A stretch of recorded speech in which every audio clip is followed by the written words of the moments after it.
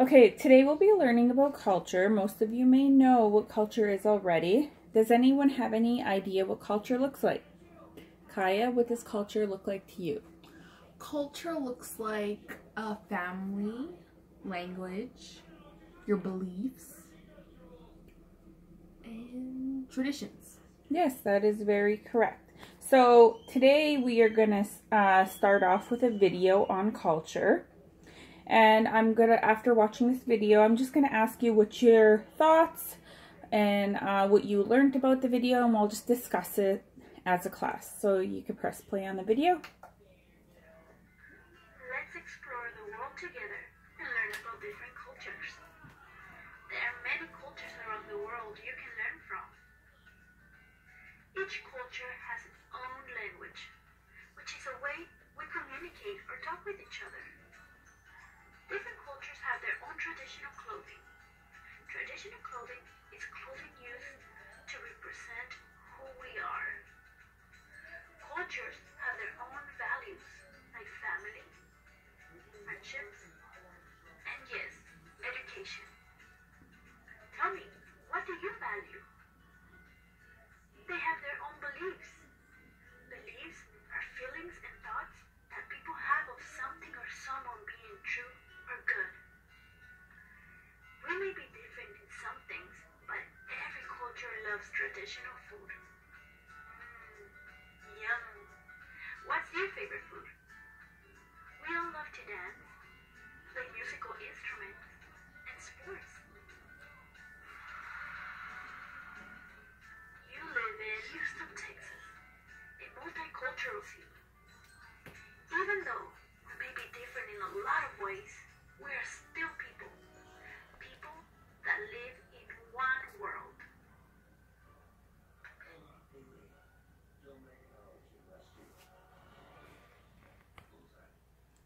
Okay, so you finished watching the video on culture. So you may have heard the word culture before, but do you really know what it means? Like, do you know what it actually means? So think about what makes you and your family special.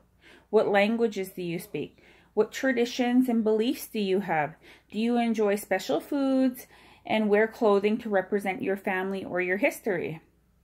The culture of a group of people is the traditions and beliefs that they practice in their daily lives. The fact that there are different cultures found throughout the globe is what makes our world so wonderful today. So can you define culture? Like, what do you think by watching the video and how I defined it? What does culture look like to you in your family? Culture looks like the traditional foods we have, our traditional regalias, And then our languages. And what kind of traditional foods do you make? We make bannock and stew. And do you guys hunt? Yes. What kind of animals do you hunt? Deer, moose, elk. Awesome. Okay, and then also you said your traditional regalia. How do you use your traditional regalia? Oh, we use it when we gather with people and we dance around. Well, like dance at things what we call powwows. And then do you also take part in round dances? Yes. So round dancing is like a friendship dance. So do you just round dance with just your family, or do you round dance with... You round dance with other families that are part of your culture. Yeah, and are other people allowed to come to the round dance? Yes. Awesome. Okay, so I'm just going to have you brainstorm on your whiteboard just to come up with some ideas of what else culture might look like to you. And just write some ideas down.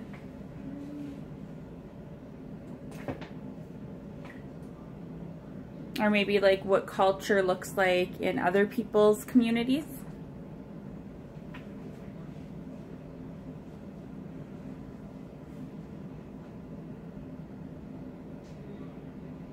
Or even like how culture looks in your classroom.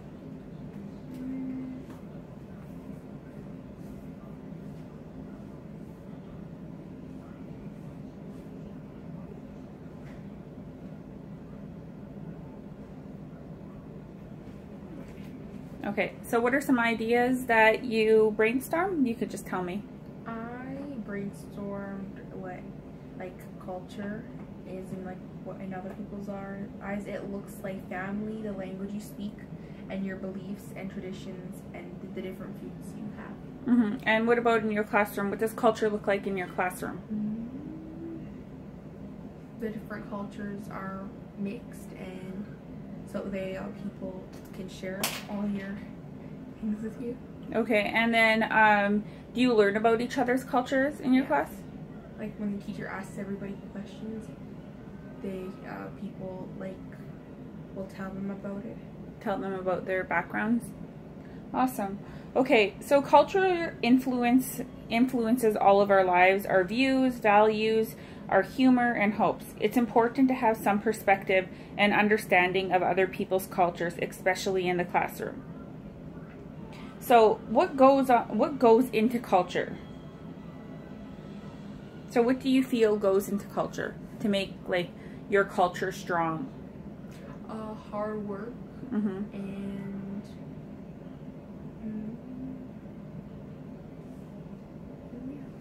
like lots of hard work and like learning and So it's important, like there's a lot of learning that goes into culture, especially your own, because when you are born you don't really know exactly what your culture is because you learn from your parents, right? Or you learn from your family. You learn like your traditional dancing that's taught to you, or you see other siblings or your mother dance powwow, and they also help you and show you how to make cultural regalia or beadwork, right? Or like traditional cooking. Sometimes you might see your cook make bannock, or like you said, prepare different types of meats and stew, because you need to learn those from your family. So it's important to have a strong connection with your family. It's important to be willing to learn as you grow older. And is it important to continue practicing your culture? Yes. So if you don't practice your culture, what usually ends up happening when you grow up?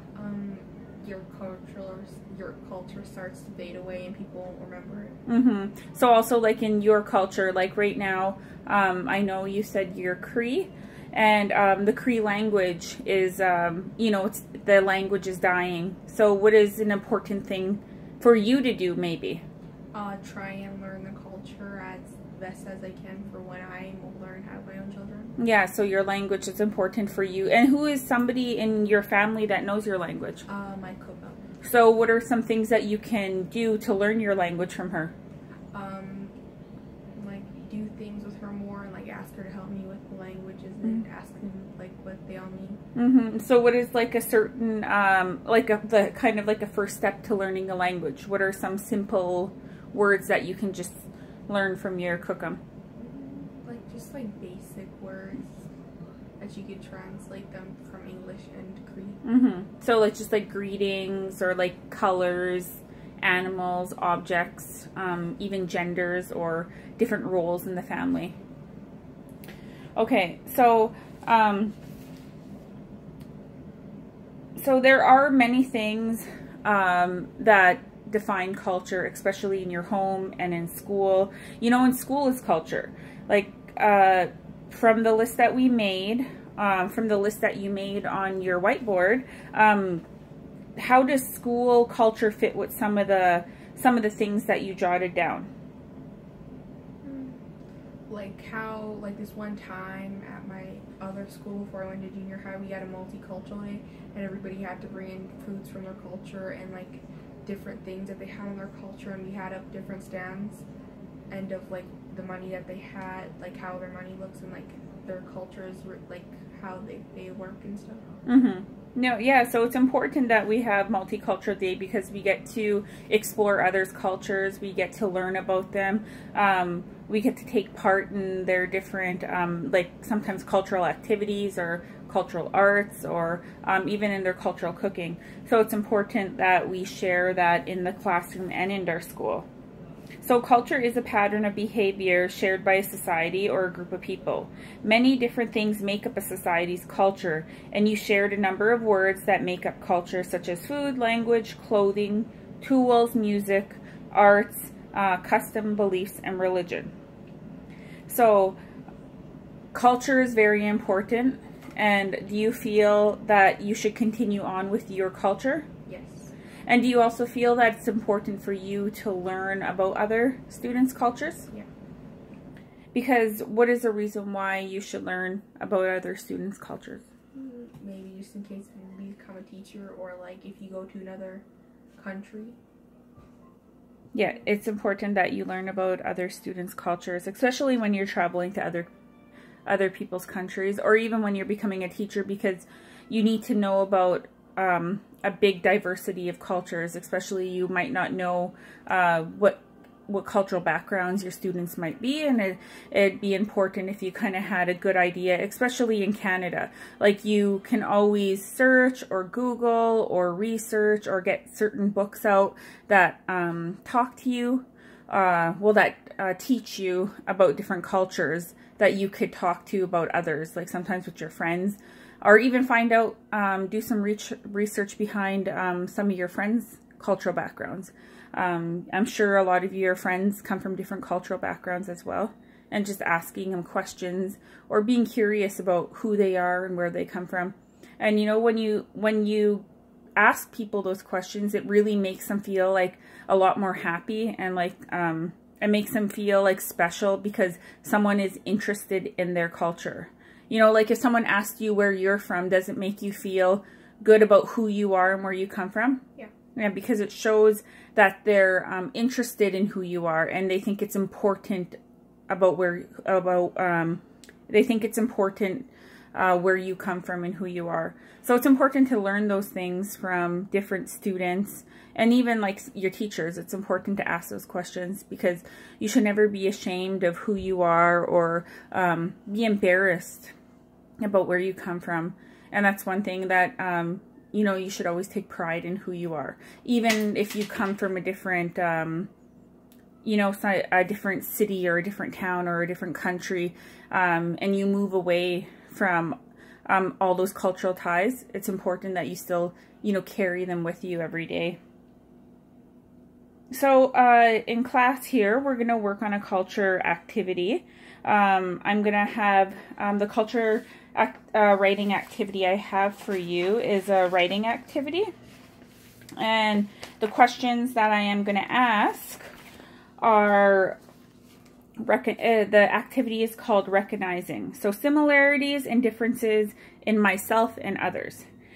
So first of all, you're going to look at the student in your classroom. Look at a student in your classroom. Are they the same or different? And then you're just going to write down your ideas if you feel if they are the same or different. And then how are they different? So it's just 2 questions about recognizing students in your classroom. Okay, so now that you finished the activity, I just want you to share your answers about the questions that you completed on the handout. Okay, number 1. Look at all students in your classroom. Are they the same or different? I put, we are all the same because we are all students. We are all here to learn and help one another.